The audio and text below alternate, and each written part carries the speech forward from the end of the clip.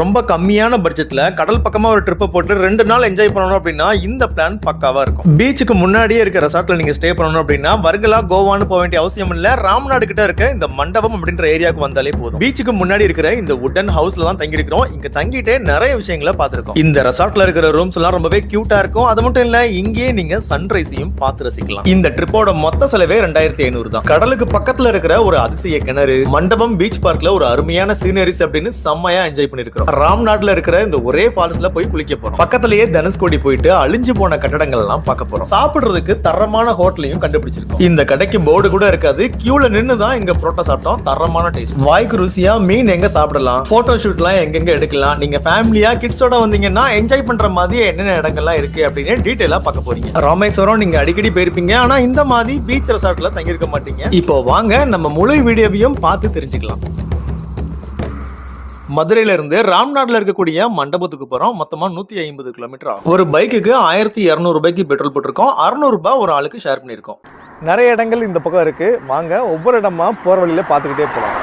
காலையில கொஞ்சம் பசிக்கும்ல, அதனால மானாமதுரை தாண்டி ஒரு ஹோட்டல்ல டீ வடை சாப்பிட்டோம். ரொம்ப டேஸ்ட் நல்லா இருந்துச்சு. ராம்நாடு தாண்டினதும் நாங்க செந்தூரம் அப்படின்ற ஒரு ஹோட்டல்ல சாப்பிட்டோங்க.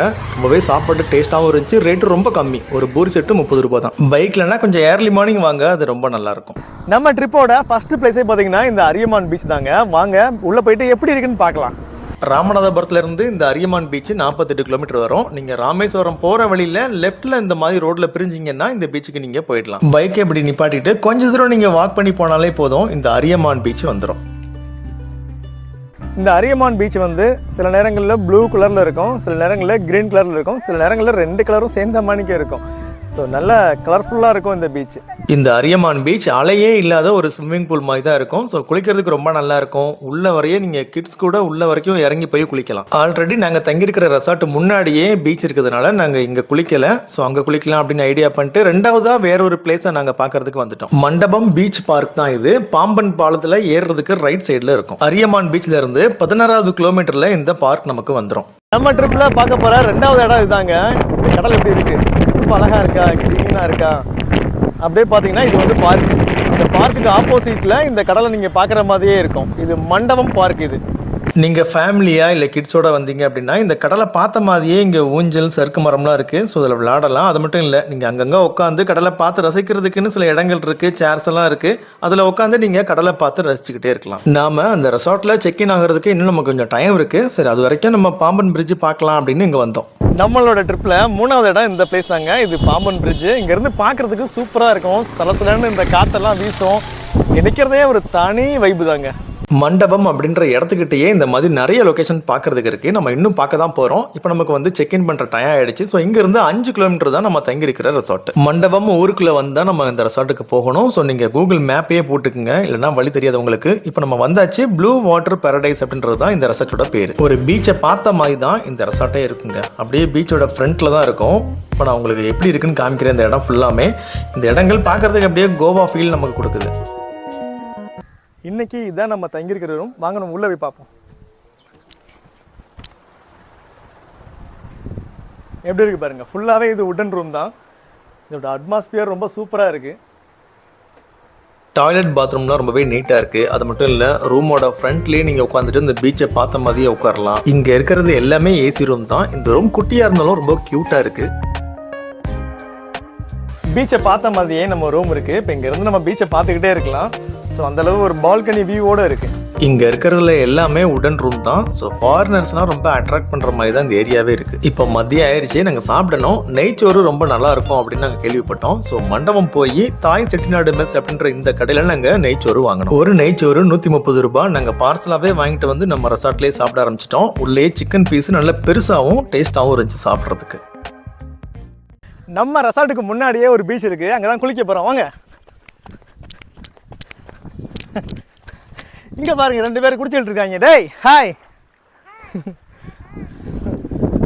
நீங்கள் பசங்களாக வந்தாலும் சரி இல்லை ஃபேமிலியாக வந்தாலும் சரி இந்த பீச்சில் நீங்கள் குளிச்சு என்ஜாய் பண்ணலாம். அது மட்டும் இல்லை, பீச்சை பார்த்த மாதிரியே இந்த மாதிரி ரெசார்ட் கிடைக்கிறது ரொம்பவே ரேர் தான். இந்த ரெசார்ட் ஓரமாகவே பீச் ஓரமாக நீங்கள் பார்க்குறதுக்கு நிறைய விஷயம் இருக்குது. அது மட்டும் இல்லை, இங்கே வந்து ஃபிஷர்மேன்ஸ் நிறைய இருப்பாங்க. அவங்க பிடிக்கிற அந்த மீன் நண்டு இதெல்லாம் நம்ம வேடிக்கை பார்க்கலாம். இது எல்லாம் பார்த்துட்டே எங்களுக்கு டைம் போனதே தெரியல. அப்படியே இருட்ட ஆரம்பிச்சிருச்சு. ஒரு ஆளுக்கு 80 ரூபாய்க்கு சிக்கனும் புரோட்டாவும் நைட்டு நாங்கள் டின்னர் வாங்கியிருக்கிறோம். ஸோ அதையே இங்கே கொண்டு வந்து நாங்கள் சாப்பிட்டதும் எங்கள் ரூமுக்கு போயிட்டு நல்லா ஒரு பாட்டெல்லாம் போட்டு டான்ஸ் ஆடிட்டு அப்படின்னு நாங்கள் தூங்கிட்டோம். இப்போ காலையில் சன்ரைஸ் பார்க்குறதுக்காக இங்கே உட்காந்துருக்கேன்.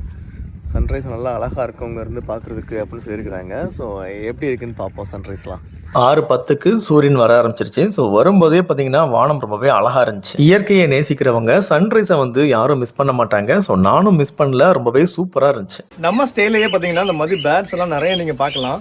நீங்கள் கிட்ஸோட வந்தாலும் சரி இல்லை நீங்கள் கப்புள்ஸாக வந்தாலும் சரி, இதெல்லாம் பேர்ட்ஸ் எல்லாம் பார்க்குறது உங்களுக்கு ஒரு நல்ல என்டர்டைன்மெண்ட்டாக இருக்கும். இங்கே நம்ம ஸ்டே பண்ணுறதுல நமக்கு கிடைக்கிற இன்னொரு பெனிஃபிட் இதுதான்.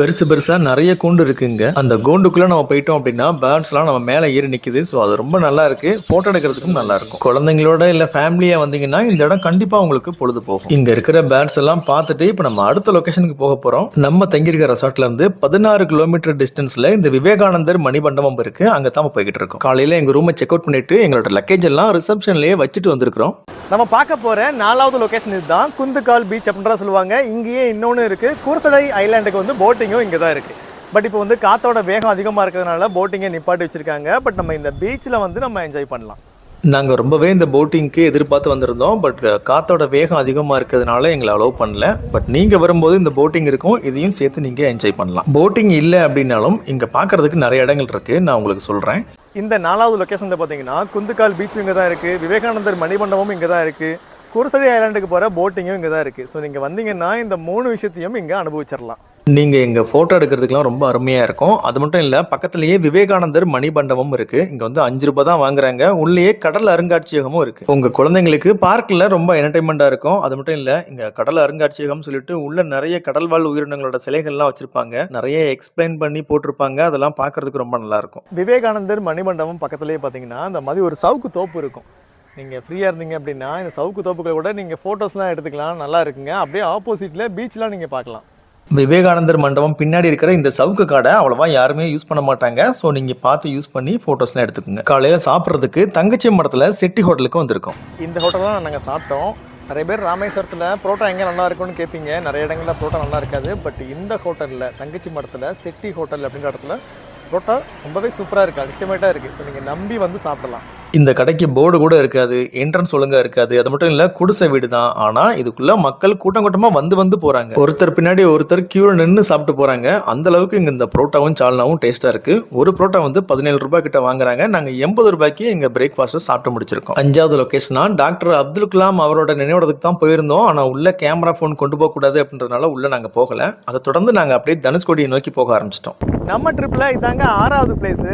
இந்த பிளேஸ் வந்து என்னென்னு பார்த்தீங்கன்னா, நீங்கள் தனுஷ்கோடிக்கு போகிறதுக்கு முன்னாடியே வர்ற தனுஷ்கோடி பீச் தான் இது. சவுக்கு காடு இருக்கும். சவுக்கு காடுக்கு ஆப்போசிட்டில் பார்த்தீங்கன்னா சும்மா பீச்லாம் தரமாக இருக்கும். அது அப்படியே பாருங்களேன், நல்லா க்ரீனிஷாக இருக்குது.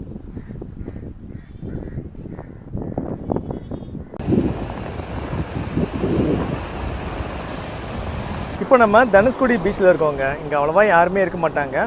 பட் இது ஏன் அப்படின்னா, இது ரொம்பவே ஆழமான கடல். ரொம்ப ஆக்ரோஷமாக இருக்கும். அலை பெருசாக இருக்கும். உள்ளே கால் வச்சிங்கன்னா உங்களை இழுக்கிற மாதிரி இருக்கும்.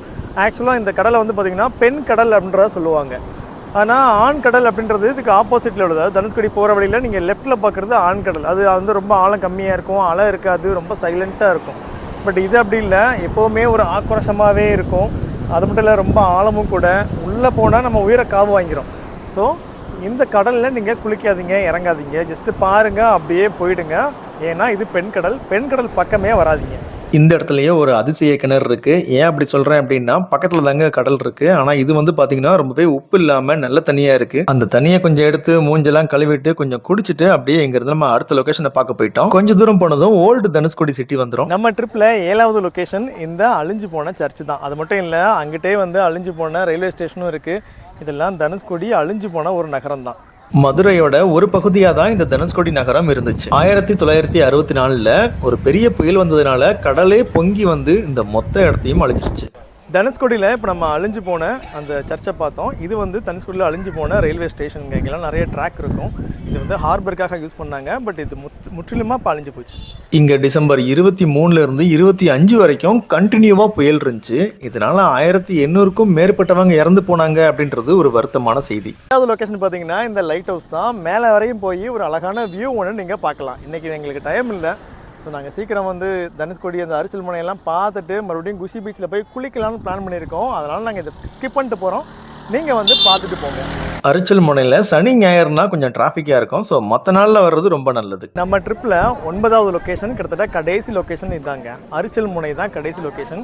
இந்த பக்கமாக இருக்கிற கடல்லையும் குளிக்கணும்னு நினைக்காதீங்க. ரொம்பவே ஆபத்தான கடல் தான். ஸோ இந்த இடத்த அப்படியே வேடிக்கை பார்த்துட்டு அப்படியே போயிடுங்க. இந்த இடத்துக்கு போயிட்டு ஃபோட்டோ எடுத்து போடுறது ரீசெண்டாக ட்ரெண்ட் ஆகிக்கிட்டு இருக்கு. ஸோ அதை நீங்கள் ட்ரை பண்ணலாம். நீங்கள் பைக்கில் தான் வரணும்னு இல்லை, நீங்கள் ட்ரெயினில் கூட வரலாம். இந்த ஸ்டேக்கு நீங்கள் மதுரையிலேருந்து இந்த மண்டபம் வந்து இறங்கினாலே போதுங்க. ட்ரெயின் வந்து மதுரையில் காலையில் 6:50க்கு இருக்குது. இங்கே கரெக்டாக 2.5 மணி நேரத்தில், அதாவது 9 வரைக்கும்லாம் இங்கே வந்து இறக்கி விட்டுரும். ட்ரெயின் நம்பர் 56711 இதுதான் ட்ரெயினோட நம்பர். Rameswaram passenger train. ஸோ அதில் வந்துட்டு இங்கேருந்து ஒரு ஆட்டோ பிடிச்சிங்கன்னா போதும். 50 100 கேட்பாங்க. நம்மளோட ஸ்டேலேயே போய் உங்களை இறக்கி விட்ருவாங்க. அதே மாதிரி நீங்கள் ரிட்டர்ன் போகிறதுக்கும் திரும்பி இந்த மண்டபத்தில் இருந்து மதுரைக்கு 12:10க்கு மதியம் 12:10க்கு ட்ரெயின் இருக்குது. காலையில் 9:30க்கு இங்கே இறங்குறீங்க. நேராக நம்ம ஸ்டேயில் போய் நீங்கள் செக்இன் பண்ணிடுறீங்க.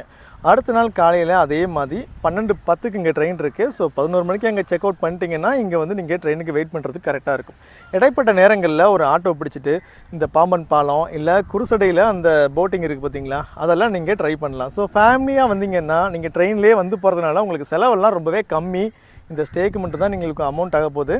அப்புறம் சாப்பாட்டுக்கு ஆக போகுது. சாப்பாட்டுக்கு ரொம்பலாம் காஸ்ட்லியாக இருக்க போகிறது இல்லை, விலையெல்லாம் ரொம்ப சீப்பாக தான் இருக்கும். ப்ளூ வாட்டர் பேரடைஸ் ரெசார்ட்டில் நீங்கள் ஃபேமிலியாக வந்து ஸ்டே பண்ணுறதுக்கு பெரிய ரூம் எல்லாம் இருக்குது. இங்கேருந்து நீங்கள் பீச்சை பார்த்த மாதிரியே உட்காரலாம். தனுஷ்கோடியிலேருந்து அப்படியே நம்ம ரெசார்ட்டை நோக்கி வந்துட்டு இங்கே இருக்க லக்கேஜெலாம் நாங்கள் பேக் பண்ணி எடுத்துகிட்டு அப்படியே நாங்கள் குஷி பீச்சை நோக்கி போக ஆரம்பிச்சிட்டோம். அங்கே ஒரு ஸ்விம்மிங் பூல் இருக்குது. அது ரொம்ப நல்லாயிருக்கும். என்ட்ரி டிக்கெட் 100 ரூபா வாங்குறாங்க. கொஞ்சம் தூரம் நீங்கள் உள்ளே வாக் பண்ணி போனாலே ஒரு பெரிய ஸ்விம்மிங் பூல் இருக்கும். அங்கே குளிக்கிறதுக்கு ரொம்ப நல்லாயிருக்கும். சேஃபானது தான். ராமேஸ்வரத்தில் இருக்கிறவங்க ரொம்ப மிஸ் பண்ணுறாங்க அப்படின்னா அது ஒரே விஷயம், ஃபால்ஸ் தான். ஏன்னா ராமேஸ்வரத்தில் ஹில் ஸ்டேஷனும் இல்லை, ஃபால்ஸும் இல்லை.